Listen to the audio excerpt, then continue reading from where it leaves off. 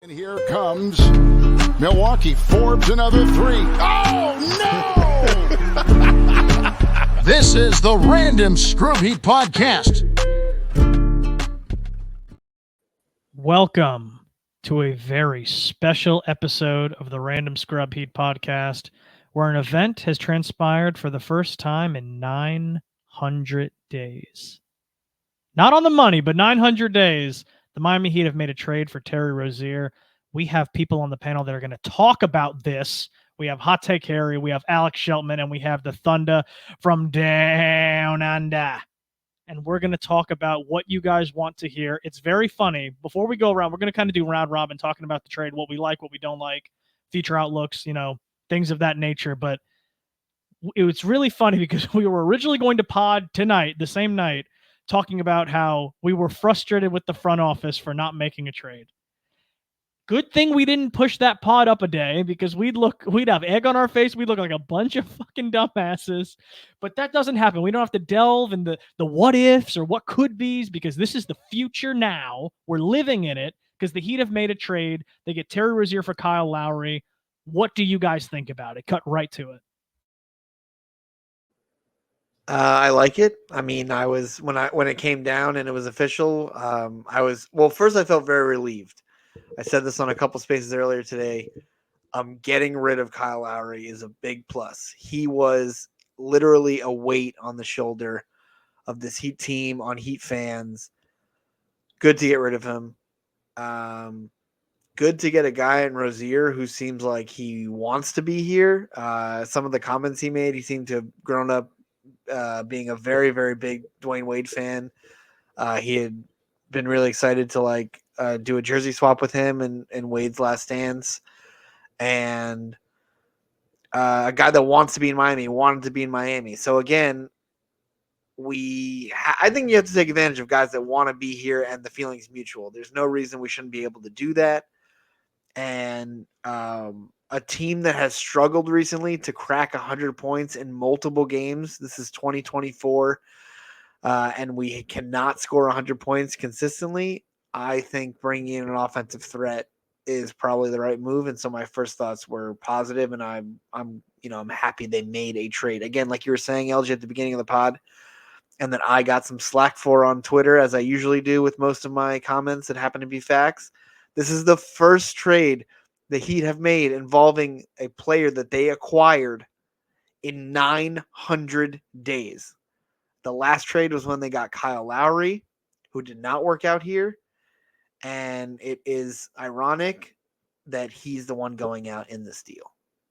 I would also say, you were talking about the team was struggling to score 100 points. They were struggling to score 90 points most recently with a cool, crisp 87.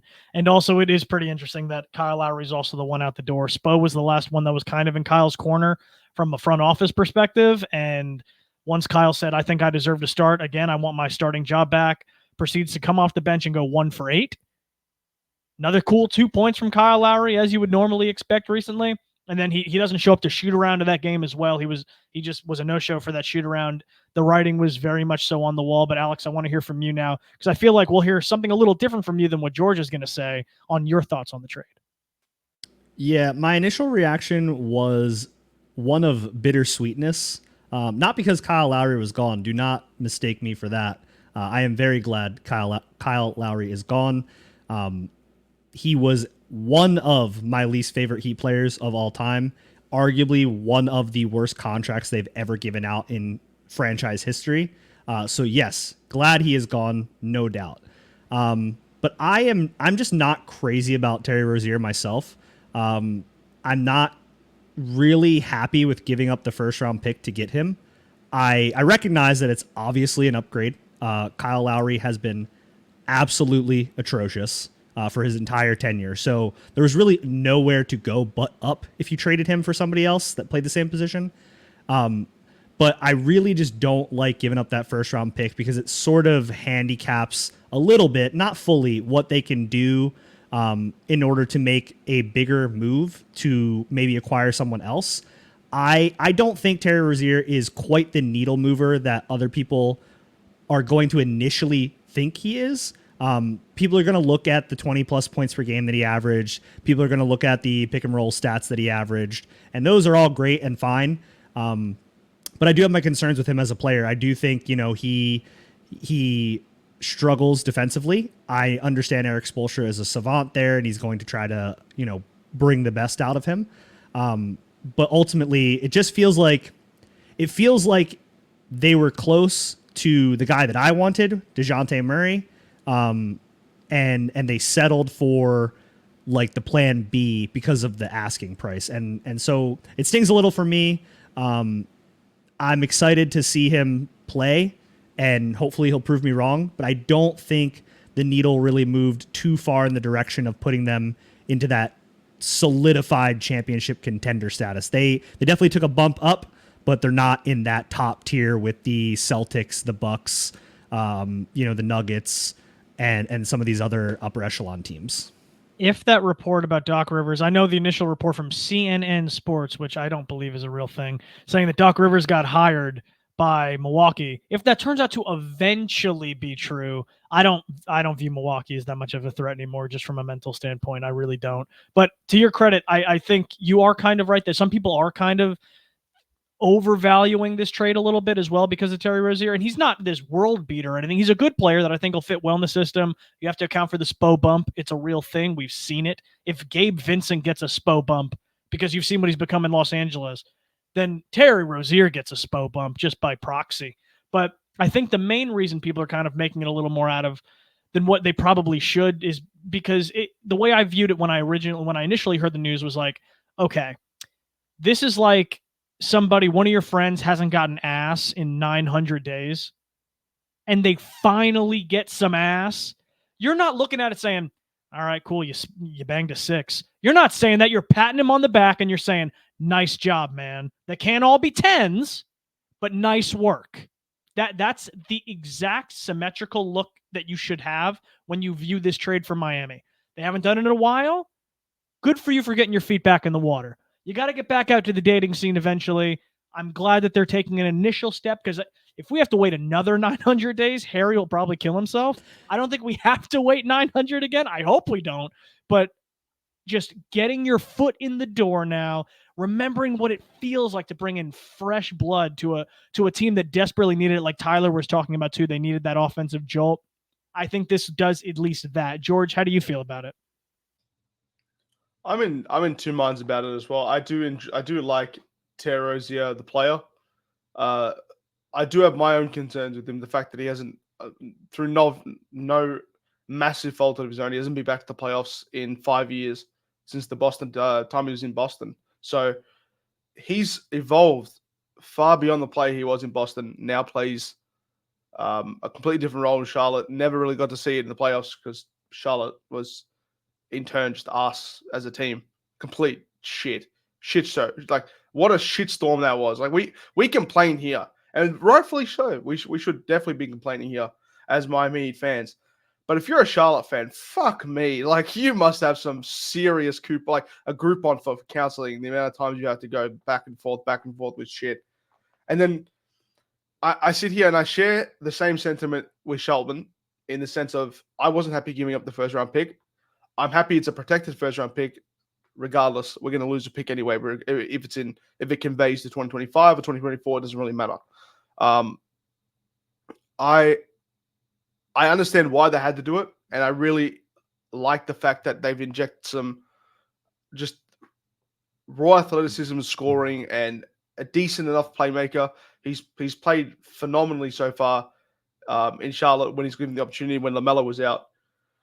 The thing is, the thing I like most about this it's got nothing to do with the contract. It's got nothing to do with the compensation that went to Charlotte. It's nothing to do with Terry Rozier himself.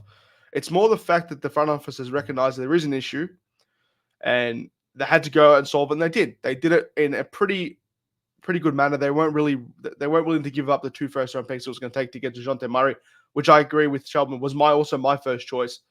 Defensive minded, could score, can play, make, can do a bit of everything. I feel like if you gave them a Nikola Jovic type player, that deal would have gotten done anyway. I feel like if you go one pick, Kyle Lowry, and Nikola Jovic, maybe that would have gotten it done. I'm not sure. But you've gotten a player now in Rozier who's in the prime of his career. The front office, I feel, is taking a step in the right direction to align themselves with the actual timeline of this team, where we've got Jimmy aging rapidly. We've got Bam butting into the, all NBA type talent he can be at times. At the start of the season, I thought he was going to be all defensive first team and all NBA third team, the way he was playing. So you've recognized that you've got a player now who's 29 years old, about to get to 30. He's on a pretty team-friendly contract, 2 years with the team option after that. Doesn't exceed anything over $30 million a year, I think. I think the most he gets paid is 26. So recognizing there is the issue, playing to the timeline, getting it done, that's what I like about this deal. And in the long run, I think you're going to see a lot of the problems that plague the team now past Kyle Lowry. That was a big problem. That was two cheeks of the biggest problem of the fucking that this team had. But how big were the cheeks? How big, George? Oh, ginormous.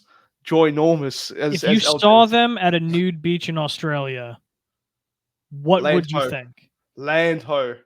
That's what we say. We just say land ho. Pat got his whale. Pat did get his whale, and then he shipped it off.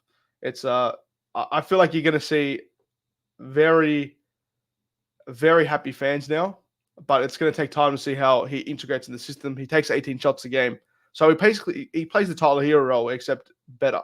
So put my hands up and say he just plays it better for what he's playing right now. But Tyler Lowry, Tyler Hero, sweet Jesus Christ. If Tyler that was Hero. a player, can you imagine their stands? 6.8 points a game on 38% shooting. That's all I'm going to say. That's what that would be. Anyway, Tyler Hero's been trying to play the impromptu point guard role. It's failed miserably so far. I don't like the look of it. It sucks. It's going to be nice to have a proper point guard in that spot. I'll pass the mic over. I feel like people are going to stab at some shit I've said so far.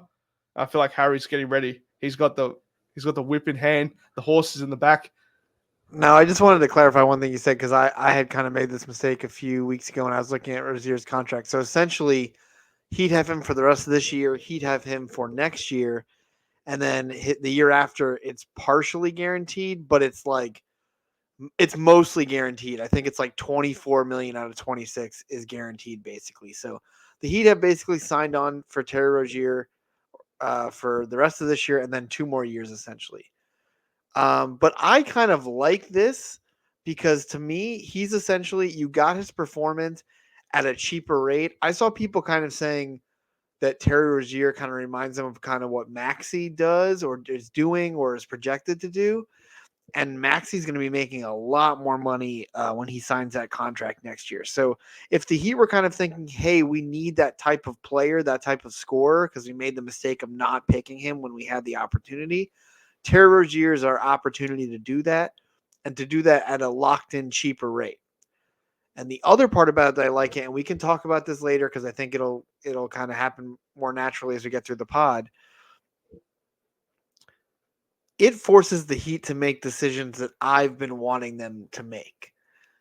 So I know Alex isn't the biggest fan of the move, or George was a bit worried about the first round pick and what that means, but this is forcing them to make moves depending on how this year finishes. So if the Heat don't win this year and they're left with, they played well, but something else happens and they're not able to win the championship, they have some interesting moves to consider moving forward. And they have some salaries that might not jive moving forward with Rozier on the books.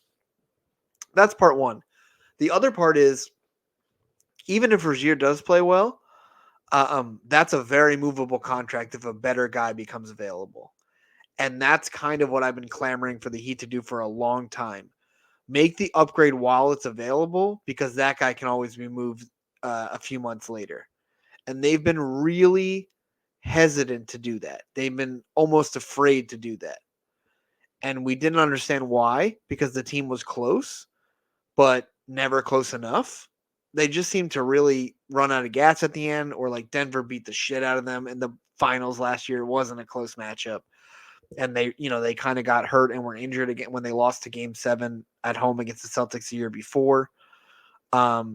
They needed a boost. They needed this offensive boost. Obviously, Jaime has been a big help to them. and he's having a great rookie season, and hopefully he comes back from the groin injury soon. But they needed to go out and do something, and I don't care that they gave up the first round pick. I think we'll kind of I'll leave it about what it means going forward and what kind of picks they might have available after this season, because that's another topic that we can talk about. But those are what I like about the trade. I like Rozier, the player. I like that he wants to be here. I saw a stat today that he's the second most efficient pick and roll player in the NBA this season. That should help Bam quite a bit. That should help other guys getting open looks. And I don't care what people, when they talk about the looter in a riot, and that obviously George correctly pointed out that Charlotte is probably one of the worst NBA franchises. He's played in clutch games, obviously not as many playoff games because they haven't been able to make it, but he's played in clutch games. He has a lot of clutch buckets. I also saw a stat that he has as many clutch 3-point field goals as Steph Curry over the last 5 years. So he's a guy who's made clutch shots when it matters, when they needed him to hit them. And I think that's a guy that the Heat need for their offense. And I'm going to be positive about it. I'm going to be happy they made a move for the first time in a while. And I'm going to go in thinking that Spo can figure out how to use this guy to make everyone else around him better.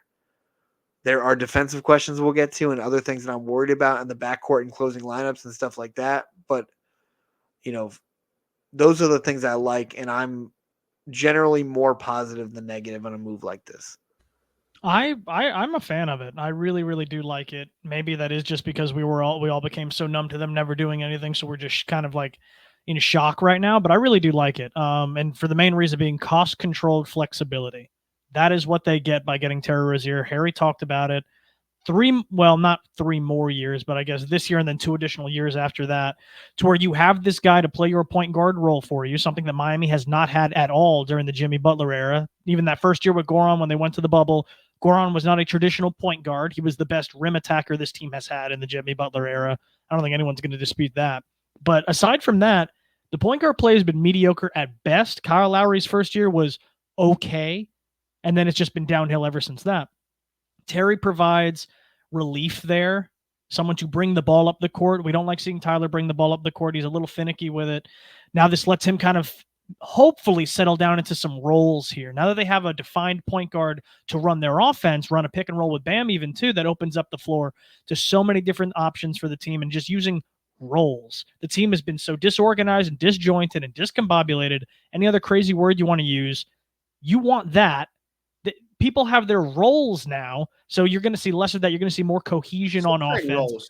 Stop saying roles, LJ. We just got rid of all the roles with Kyle Lowry, all right? We don't need more roles. You son of a bitch. Roll. We need a cinnamon roll is what we need now that Kyle Lowry is gone to fill that role. Some wordplay there. But other than that, I'm a fan of it.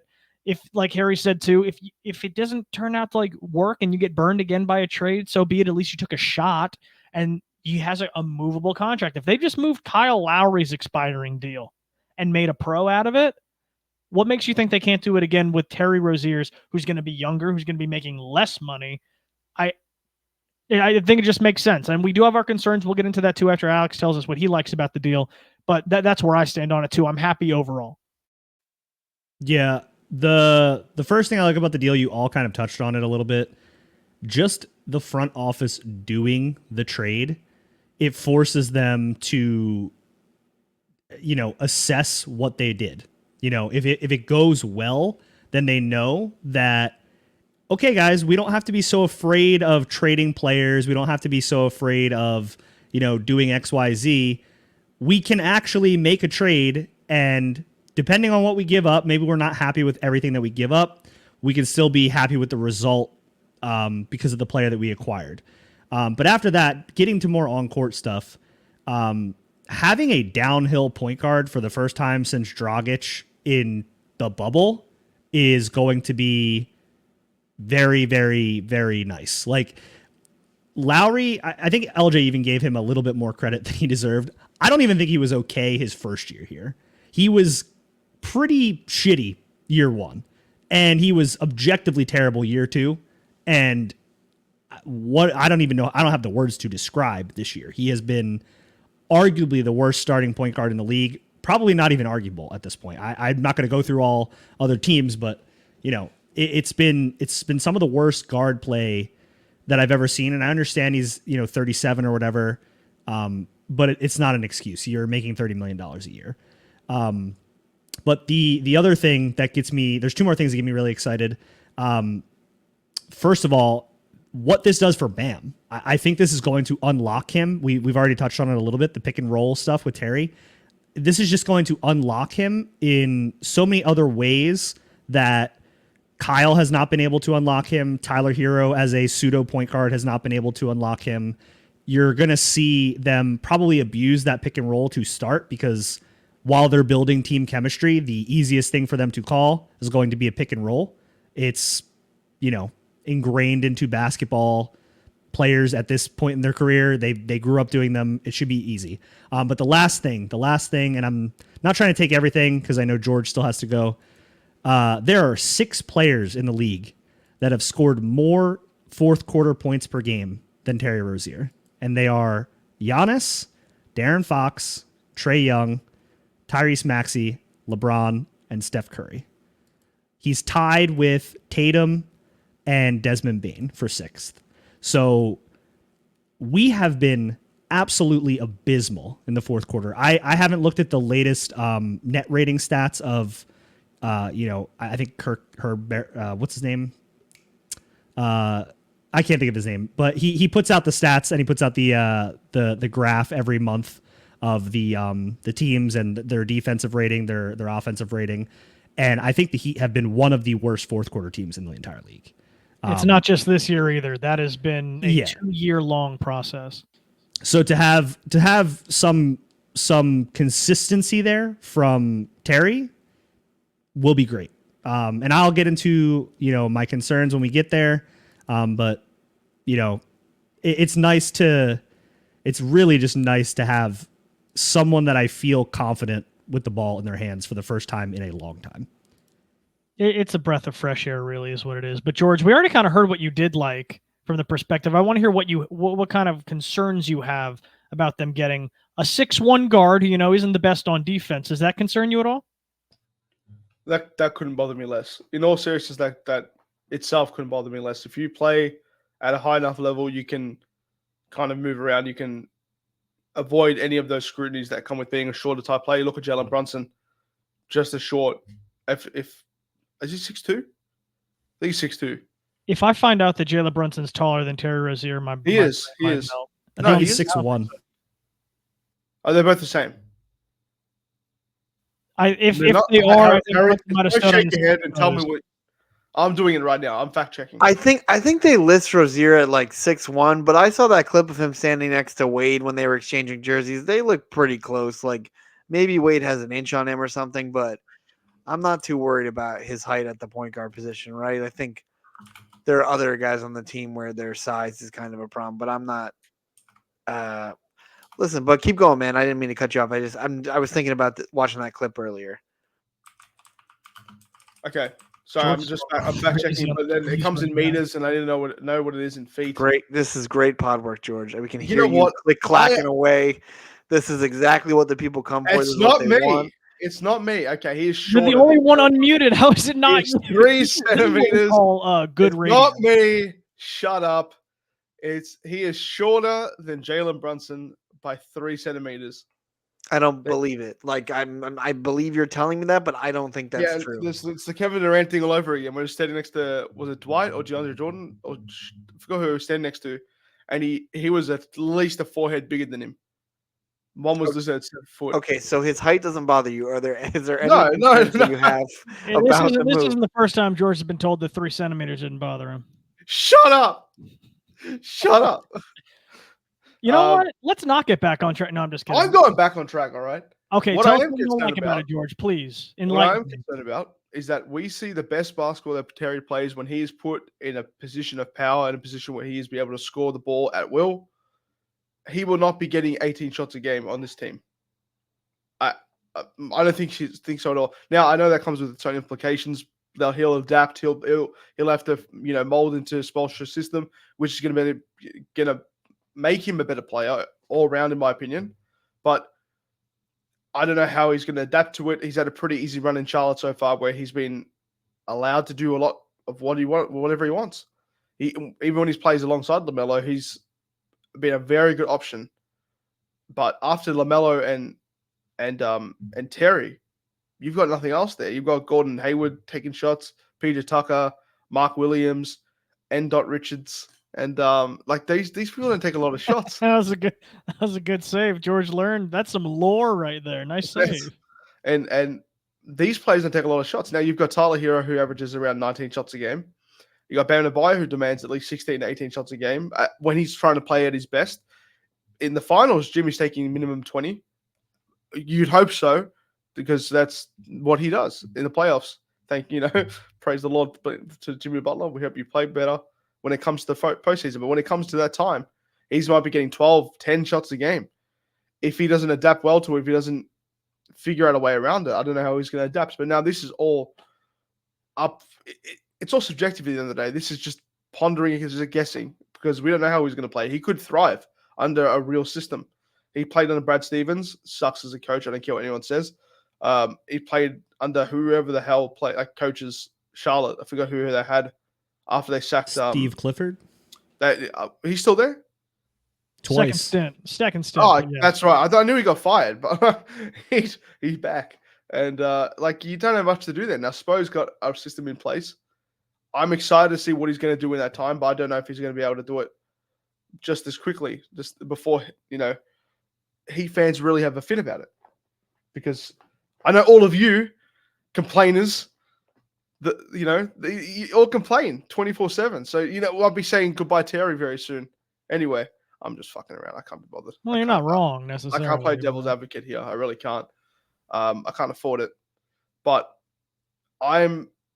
there's not much to be upset about this trade. Really, as a whole package, you're going to see a lot coming from a player that's filling the shoes of Kyle Lowry. He's going to be incredible, an incredible upgrade in every facet of the game. So there's not much to be upset about at this point in time. You were talking about, he was playing off LaMelo a little bit, and then those earlier years in Boston, when he got that playoff experience, he was playing with Jason Tatum, and I believe Jaylen Brown was there. I don't think Brown was getting much run, though, during that rookie run where they took LeBron to Game 7 of the Eastern Conference Finals. I don't know why I remember this, and I don't know if this is even 100% correct, but I'm pretty sure Terry Rozier went 0 for 10 from 3 in that Game 7 and sold hard as a mug against LeBron in that Game 7. I don't know why I remember that. I just remember I was watching the game, but I remember looking at the box score after saying, damn, number 12 for Boston sold. But that's just one instance. He's had a pretty good playoff career with Boston, sharing the ball with a pretty crowded offensive scheme that Boston was running at the time too. That was back when Al Horford was there too, and he was way younger. They were still trying to get it inside to him. It was a lot, but he was still able to make it work there and have a whole bunch of clutch plays for Boston during those runs. And then comes to Charlotte. It's not the playoffs, but at least he's still showing that he has the cojones to still take those big shots and make those big shots. One of you guys, I think it was Harry that said it, that the clutch shots or whatever, or was it Alex? One of you guys said that it was Harry that talked about the leaders in the clutch shots. I didn't even know that. So that's like going into this, that's even just another plus. My only concern though really is, again, age. It's not even a huge concern really, because by the time his contract's over, he's 32, and 30 doesn't mean what it used to mean in the NBA. You can look at Jimmy Butler right now coming up on 35, and he's still looking like he probably has 1 year left maybe, but that back 10 years ago, if you're 35 and you're playing well, it's a story. Now it's just expectation. So Terry at 32 doesn't scare me necessarily, but I still feel like you don't really want your team to be that consistently old, especially when you're trying to infuse youth into it for the whole BAM build, as I put quotations up for those who aren't watching on YouTube. But Harry, what about you? What are some concerns that you have if they haven't already been mentioned? My concern is defensively.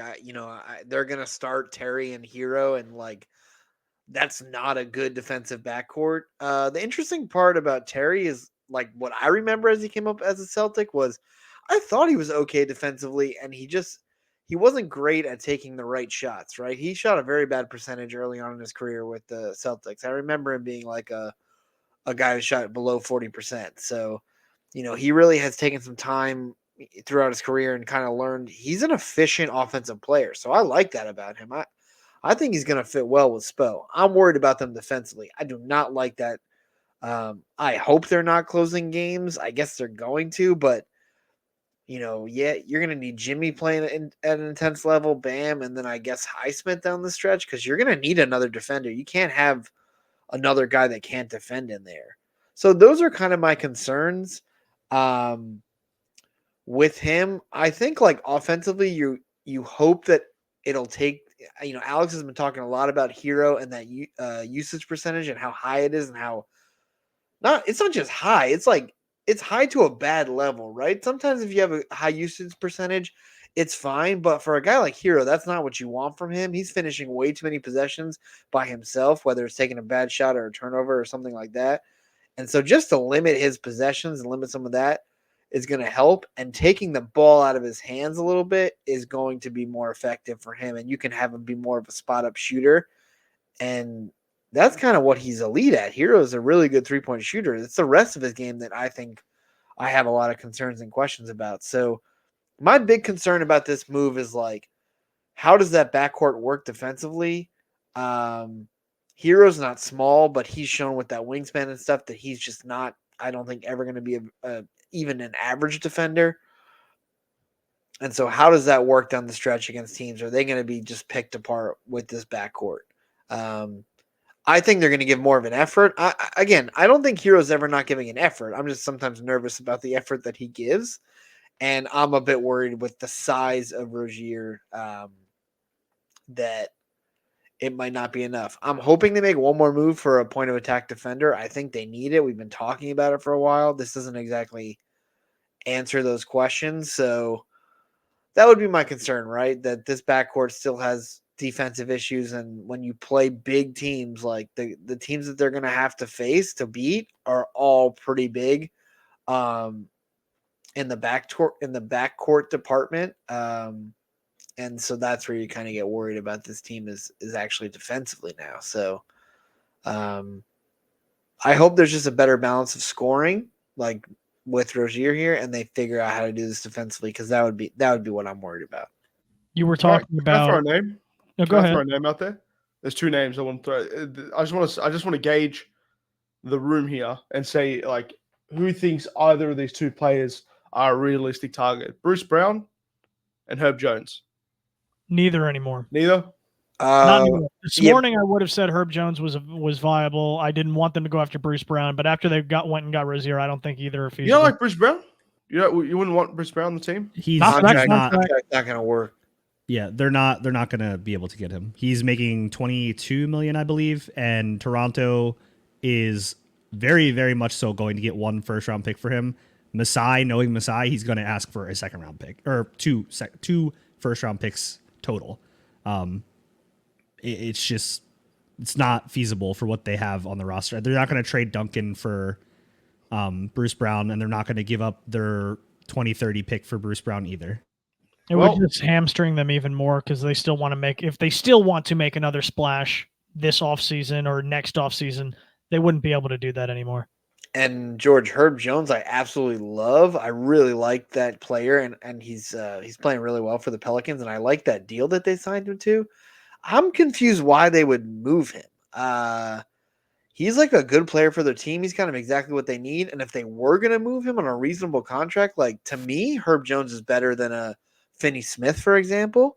And I think they're very close in kind of what they can do. And like, I would argue Herb Jones is the better player of the two as well. Yeah, younger and better, right? So you're just kind of thinking like, I mean, this trade deadline is going to be interesting to see how much these players are worth with everything that's going into the next summer and the restrictions of the tax and the aprons and stuff like that.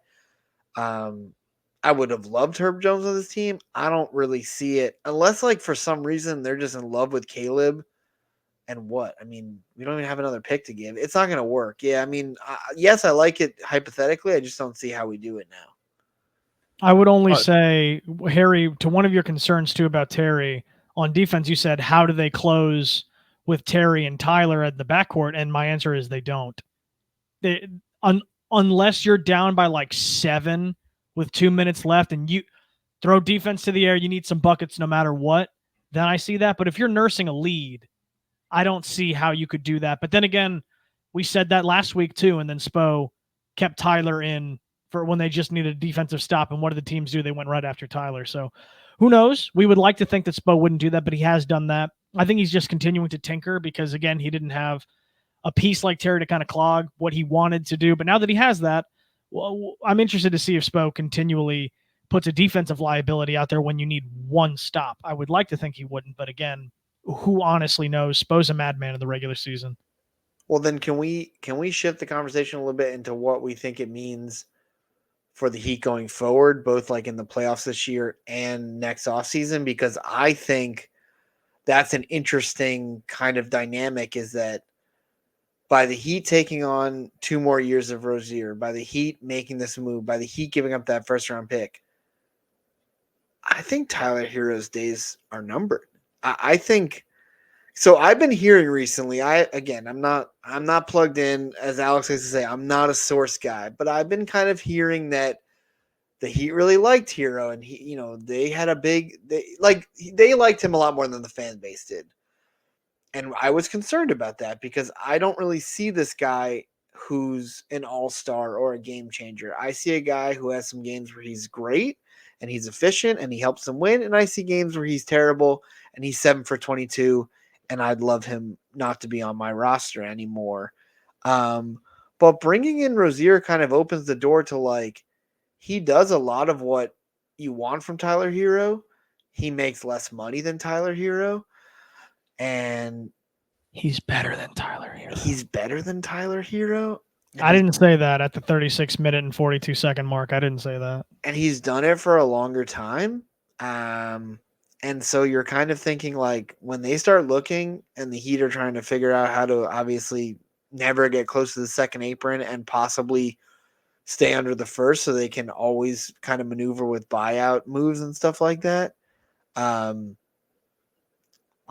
Isn't that a guy that they'll probably move off of if it doesn't work out this year? Again, if they win, they can justify anything if they end up winning, and he's a part of the reason for that. But if he's not, or he gets hurt again, or he underperforms again, his playoff numbers are abysmal. Garbage. They are very bad. You can talk about anything you want. You can bring up, the points that he has. Again, I don't think scoring 22 points a game on 19 shots is impressive, but I've been watching basketball for a long time, so maybe I know a thing or two, but I think his days are numbered. And I didn't think that before this trade happened. So in terms of my perspective, this might be the last ride for Tyler Hero as a Heat player in terms of, they're going to say, listen, man, we've stuck our neck out for you. We've extended you. We've had all these playoff runs. What are you giving us now? How are you helping Jimmy and Bam win this thing? And the problem is the odds are just, the deck is starting to get stacked against him, right? Jaime came in and to me, Jaime is just a much more impactful player already 40 games into his career than Tyler Hero. He's doing it on both ends. He's involving other guys. He's a better cutter. I mean, just simply watching him and his footwork, he's a really good, a really good player, especially, for his first 40 games of his career. And they bring in another guy, like we said, who can kind of do what Hero does, is better ball handler than him, is going to be a similar shooter.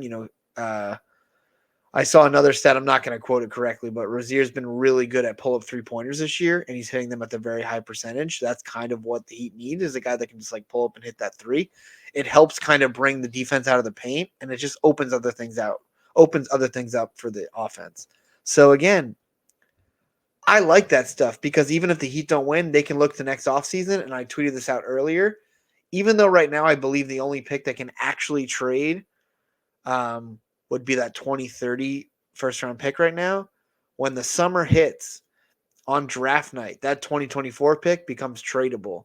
And if they were to go back to Charlotte and OKC respectively and say, guys, what if we just unprotect these picks? OKC, take the 2025 pick. Charlotte, take the 2027 unprotected. That would open 2029.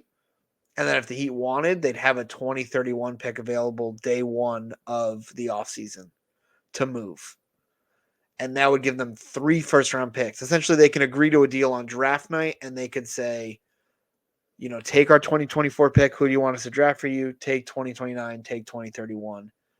And that could open the door if another guy became available that they liked, with a Hero or a Duncan or whatever contracts make sense. And I think even though, they've kind of locked themselves into this season with this team, like you mentioned earlier, LJ, there is flexibility moving forward. And that's kind of what I've been clamoring for years. It's like, make the move, but leave it open to make other moves. And I think that's what they've done. And that's what I like now and moving forward. So I'm ready to I want one more move to shore up this playoff rotation. I'm guarantee you they get someone on the buyout market. But that's what I like. And that's kind of what I'm looking forward to as we move into the coming months. Yeah, they like their flexibility, accept reality. That's the new slogan as we're rolling with here on the basement. But I would say you're right, Harry. In the future standpoint too, I would look to OKC. We always circle back to things that we know, and that has been long rumored that the Miami Heat would go back to the Oklahoma City Thunder and try to get some picks unprotected if they ever wanted to make another move. But to your Tyler Hero point, I think you're right. I feel like it all falls on the back of this playoff run. It's make or break, whatever happens. If he succeeds, I think he buys himself time, but we haven't seen him do that since his rookie year. And if he fails, I think the writing is on the wall in that sense too. It's difficult when your offense is really relying on getting up a whole ton of shots and not really in a flow. And then your defense is, it's a little bit of a shortcoming. You have the tiny arms, insert the Meet the Robinsons T-Rex clip here. It's the cards are stacked against him right now, but he has the chance, right? That's what the future holds for Miami. It's completely dependent on this upcoming playoff run. If they find success with Tyler Hero in the lineup, I think he buys himself time. I'm not saying I'm hoping for that. I'm not saying I'm rooting against that. I'm saying that is a fact. You fail one more time, it's like a fool me once situation. If he does it now where he's either injured, if he gets hurt, or he plays poorly, that's it. But now I want to hear from Alex because we haven't heard from him in a while here. You can tell us your kind of thoughts on the future here, but you can also tell us, since we kind of skipped over you as well, on what your concerns for, because you didn't like the trade initially, and what were some of the reasons behind that? Yeah, I can kind of tie in the concerns that I have into the future as well. I already touched on some of the concerns regarding like the trade itself, the pick, all that stuff, which is kind of obvious. I feel like a lot of people feel that way in some regard, maybe not fully. But to the main on the court product, the biggest concern I have is Terry Rozier and Tyler Hero, like as a duo. Now, Tyler is a terrible defender. He's maybe gotten slightly better. People give him way too much credit for improving as a defender. He's still one of the worst defenders in the league. Teams are going to continue to hunt him on the defensive end.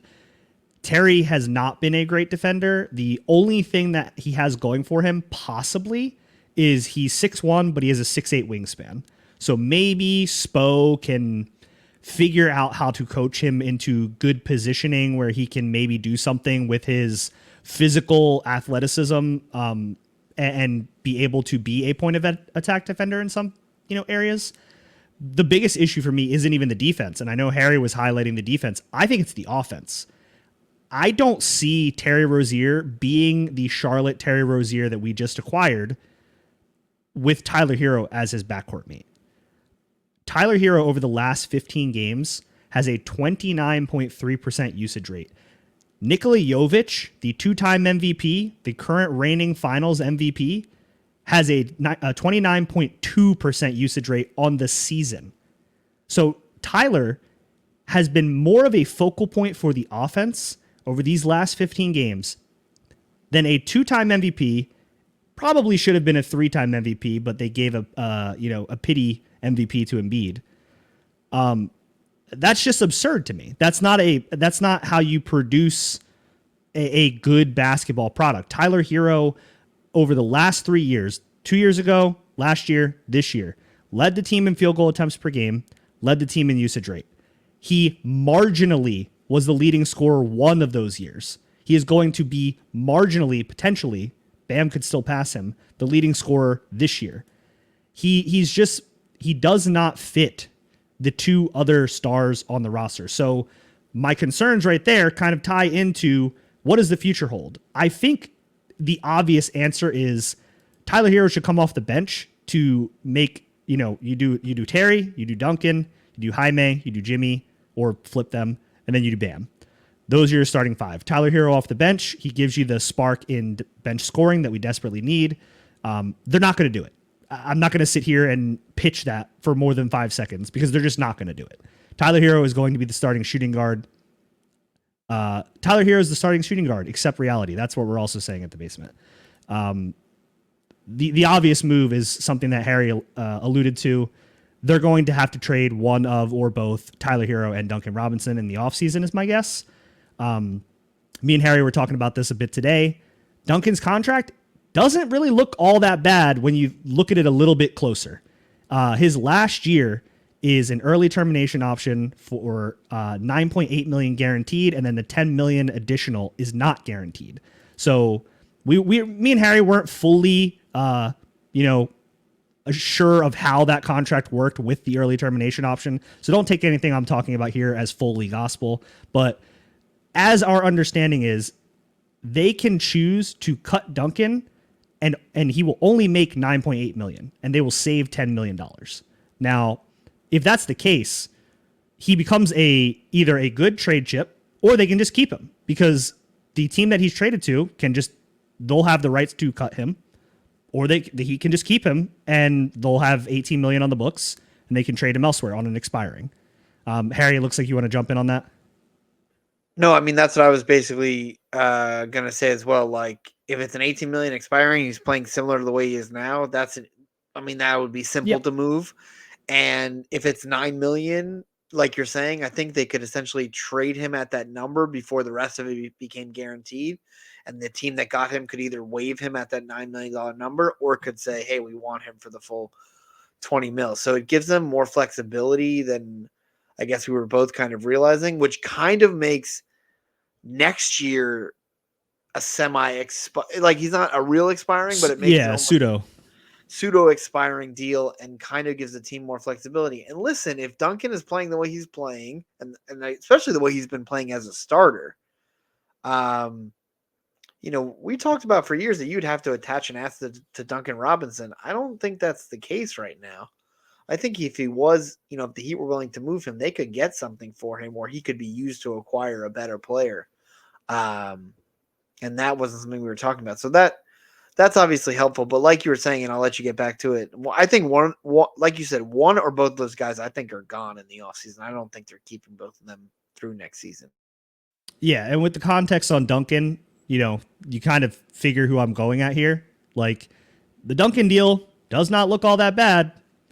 Tyler Hero is going to be your main trade chip. Harry already alluded to, could trade up to 3 potential picks. Terry does not really work as an offensive function the way I'm talking about it. All of these things coming together to form, one big picture of it might be time to move off of Tyler Hero in the offseason. I'm just saying that objectively. I think for what we've seen, we all saw the stat on Twitter post. I'm not sure who the tweeter was, but I think there were 63 and 61 was the record with Tyler Hero as a starter. At some point, there's no more, they need time to gel. There's no more this, like, you need to look at what the evidence has presented to you.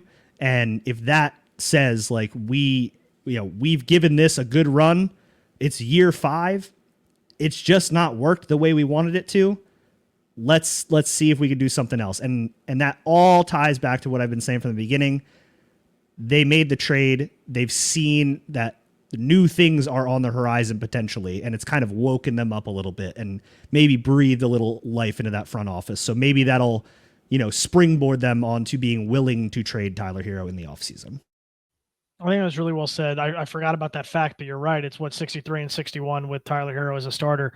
124 NBA basketball games, to me, is a decent enough sample size to make an indication of whether something works or not. And when you consider the fact that they've made 2 NBA finals with Tyler Hero not in the starting lineup, him off the bench for one, him out of the rotation because of injury for the second one.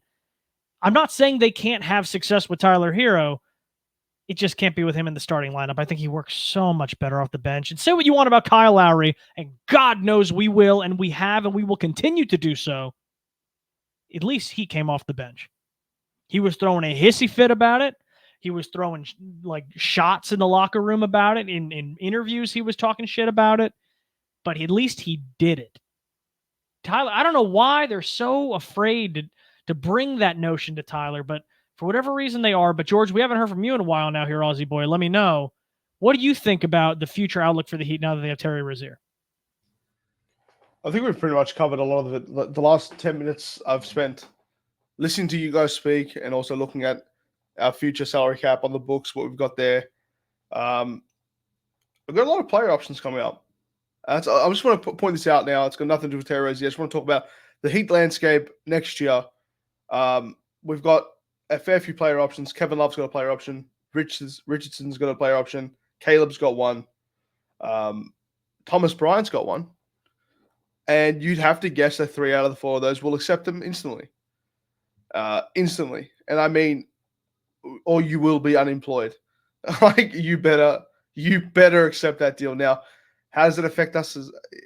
It will, because they add up to $10 to $12 million, all of them together. If Caleb accepts, it's more like $18 million. So it's one whole Duncan you're looking at. Now, how they go to maneuvering these contracts into making them more team friendly, more, how to actually stretch some of them, because there's going to be a point where they're going to be like, okay, we can't keep paying. Look, Caleb will inevitably decline it, and we'll try and renegotiate a new deal. Now, will it come from the Heat? I don't believe so.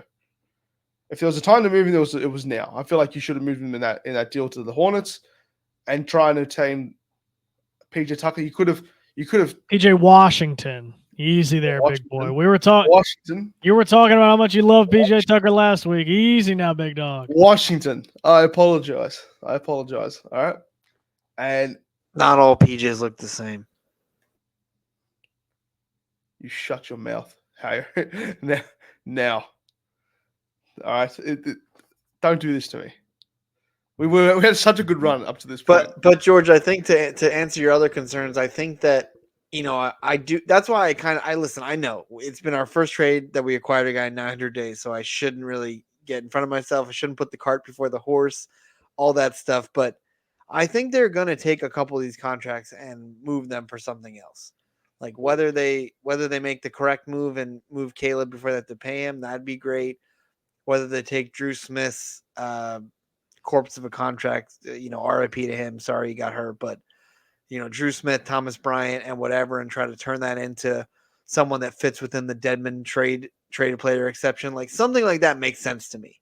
If you took like Bryant, Drew Smith, and a second round pick, and I don't know what that gets you in 2024, but it's better than those 3 things. So, I think that's what they kind of have to do.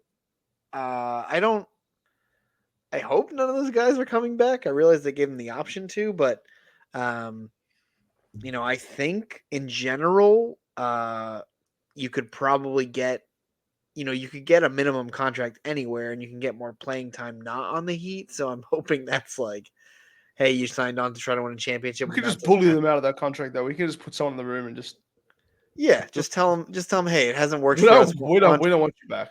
Why don't you go find a better place to take your services? I hope they do that with Josh Richardson, for example. Negative 110 on the season. He's been really bad. That's what I'm kind of hoping. Like games, man. It's not even the Dwayne Dedmon where he played a ton. So it's like, well, I guess they're going to accumulate 110 in the red in 34 games. I guess it's up to someone for a pair of socks and a lollipop. Yeah, I guess it's up to someone to leave the massage gun and hope he gets mad at it or something. We need something to. Can you imagine they do that? Just place another one right next to him, and this is an assistant coach just sliding it closer to him. That's true. We're not attaching a second-round pick this time, though. That's the new pink slip. Is they just leave like a massage gun in your locker, and I mean, listen, I'm like I said, I'm happy with this move.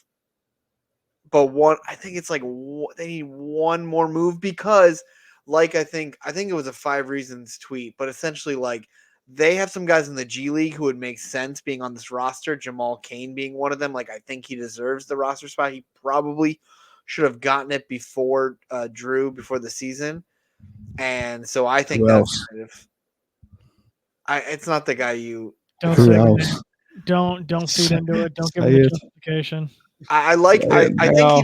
I think he deserves a two-way. I don't think he deserves the roster spot. But we can. I like him, but we can. I'm not gonna say it, but you can say it. Say my name.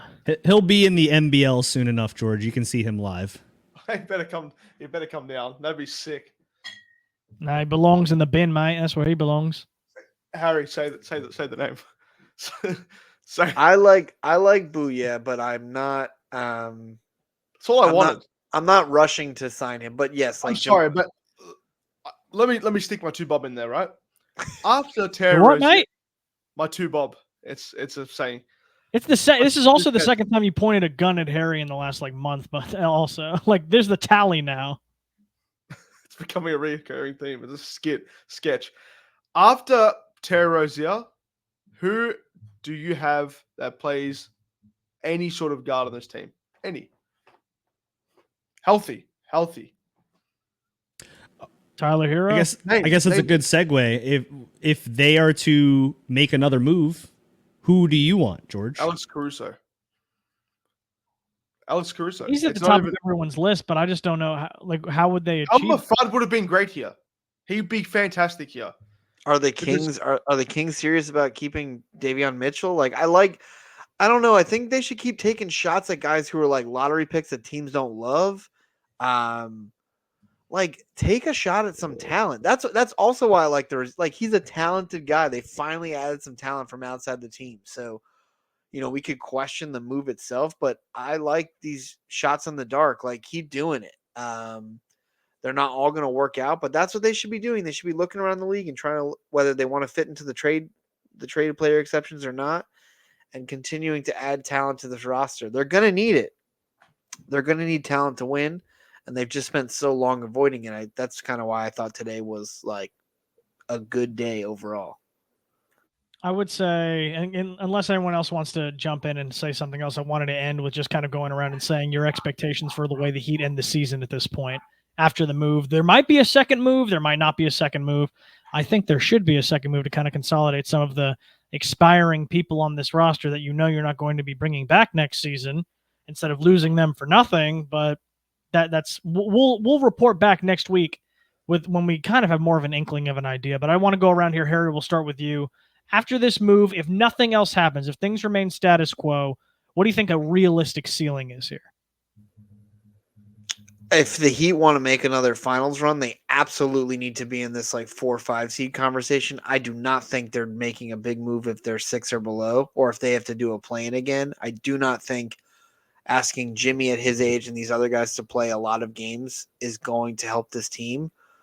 So I kind of slot them into a 4 or 5 spot. I know the Cavs are hot as hell, even with a lot of injuries. Obviously, Indiana's trying to figure it out. They've lost 3 in a row since Pascal got there, but they're going to be a tough team. They need to me, they have to secure that spot, and that's kind of what I'm hoping they do. Because if it's lower, my expectations are going to be not as high. So I'm kind of slotting them into the 5th spot and hoping for the best, and that's where I am right now. Alex, what about you? Or actually, you know what, George? No, sure. Go right ahead, George. No, we all want to hear what you have to say. I've got a pop quiz for all of you. Okay? Very simple pop quiz. If you can name within a reasonable amount of time who the Heat have a cap hold over in 2023, 2024, there's 3 players. If you can name all 3 of those players, we'll discuss payment after.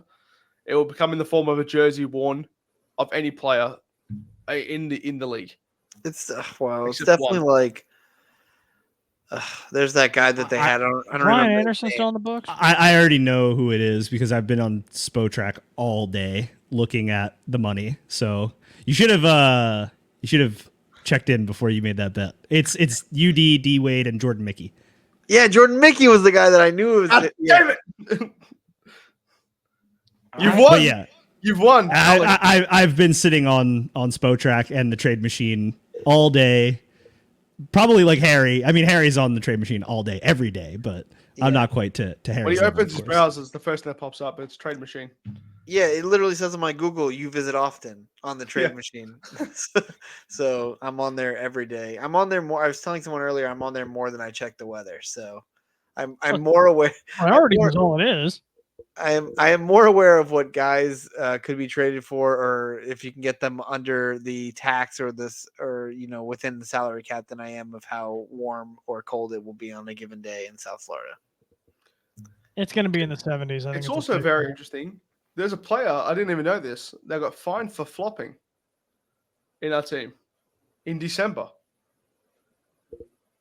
Josh Richardson got fined $2,000 for flopping in the Cleveland game. That just... You know what?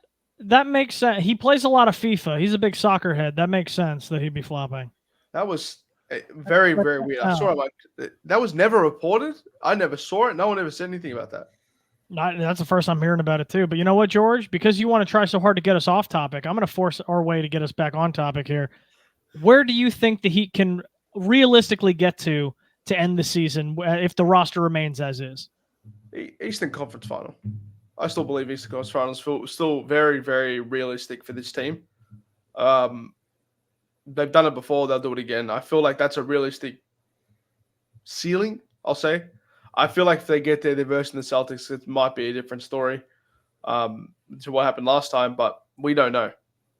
We don't know. There's too many variables to be able to say what's going to happen when we get there. I still think Eastern Conference Finals is obtainable and realistic. That's what I'll go with. And Alex, what about you? I am going to be a little bit more pessimistic and say they're going to be a second round exit. I am still very, very, very concerned about the Terry Rozier, Tyler Hero fit. Already stated multiple times, I don't think they're going to move Tyler to the bench to make that work. I think it's going to cause some growing pains to start. I think we're going to see over the next few games against these better teams, probably some losses against Boston and Philly is my guess.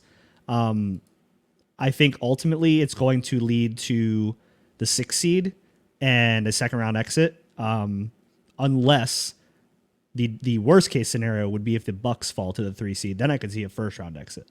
But I think they will end up getting the Sixers. Embiid is a perennial playoff choker, even though I think these Sixers are the best looking team they've been in this iteration of their core group. I think they're very, they have Embiid, Maxey, and then they are very well rounded out through the rest of the roster. I think that he would still manage to find a way to get past them. I really struggle to see how we are going to get a 1 year older Jimmy Butler to go nuclear all the way through the playoffs again. I just don't it didn't happen the year after the bubble. It didn't happen in the bubble. It only really happened last year. And then the year before that, he was exceptionally consistent. So we're talking about 50% of the time. Everyone expects Jimmy Butler to be this top 2 player in the league every single playoffs when it's only happened 2 out of the 4 years that he's been here. So I'm a little bit more pessimistic about the ceiling. I do see the Eastern Conference Finals being the full ceiling, but I more realistically see them second round exit. I think it's completely. Go ahead, George. Let me interject. So you said it didn't happen in the bubble, in the finals.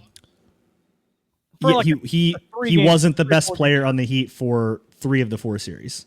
Yeah, that's fine. I'm saying, like you said, it didn't happen. I just thought you meant in general. I think through the whole thing. That's fine. Goran versus the Pacers, Bam versus the Celtics, Jimmy versus the Bucks, and then obviously Jimmy versus the Lakers because everyone was out. By default. I would just say my view on it is honestly similar to Alex's. I think they can realistically take the 4 seed. I don't know if they will. I definitely think that they're talented enough now to take the 4 seed, but at the same time, you just look at the way that the seeding's playing out, and that should absolutely impact how far you think they get in the playoffs. If they're 4-5, you're probably playing Boston in the second round. You probably are.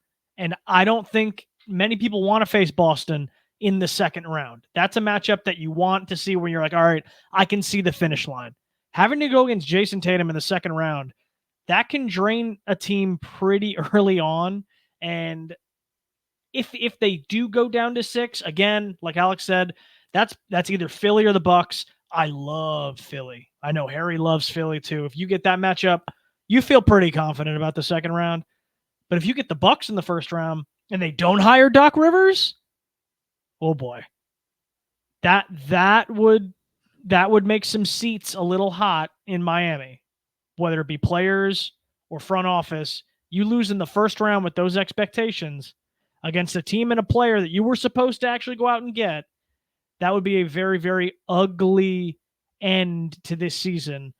So I feel like their 4 seed is achievable and realistic, but you have to look at who they be playing. And I know the Heat are going to say, if you ask them, they'll all say, we don't care who we play. But it's like, you can't deny getting able to play New York in the second round last year was beneficial. Taking out a very mentally weak Bucks team in that first round, beneficial. Some things have to break your way right in the playoffs. That's just how it goes. But I feel like if you want to make a deep run, 6 wouldn't necessarily be the worst thing, or 7 wouldn't necessarily be the worst thing. But that would also mean going through a couple more hardships and having to go to the play-in. And I don't think anybody wants to have that either. So I think they'll probably nest themselves in at 5, because I think the Knicks are on some kind of crazy roll with OG. And I think they probably lock down. They probably break away now. There's 10 games over 500 now. I think Miami's 5? I think Miami's 5 games over 500, if I'm correct. That we're coming up on the All-Star break soon, and you're sitting 5 games back of somebody. It's not impossible, but that's not ideal either, especially with how they've looked recently. And it's a Tibbs team, obviously, so there's going to be rundown, there's going to be burnout. But I feel like 5 is where you probably see the Heat end up. And now, as we go here, I forgot to say, George, I'm not going to do any crazy lob to you here. Just tell us about some insurance, man. My PC burnt out. For those who don't know, If only I could have used some insurance. If only you had spoken to the good people at Simple Health Advisors, the primary sponsor of the Basement Sports Network. Insurance does not need to be complicated. LJ, you could have emailed them or called them at 321-345-7738, or email them at jpugh, that's JPOUGH, at simplehealthadvisors.com, and you could have told them the Basement sent you. All right, that's what you could have done, and it could have been all this could have been averted, but you're stupid. All right. Once Also, again, for the record, 321-345. It's not technical. 7, 3, 8. Now Okay. go. I was just going to say, I want people to know that it's not technical insurance. It's health insurance. So it's not for actual. Oh, you've given me a headache. Now I should have called them. All right. I need some mental days off. Exactly. See, that's why you would call them. But now, as we hear, do you guys want to add anything else? I got universal free healthcare, mate. It doesn't matter for me. All right. I don't need this. I don't need this. All right. Stop bragging. Stop bragging. I absolutely wish. You're very lucky. I'm about to leave all that behind and come up there, by the way. That's going to be fantastic. Yeah, I bet, you son of a bitch, you low down dirty You know what? Okay, Harry, end the show. Thank you guys for spending some time with some random scrubs like all 4 of us. Take care. Be good people. Scary Terry's in Miami. Need a stop and a rebound. Fournier for 3. Oh, my. That was the Random Scrub Heat podcast.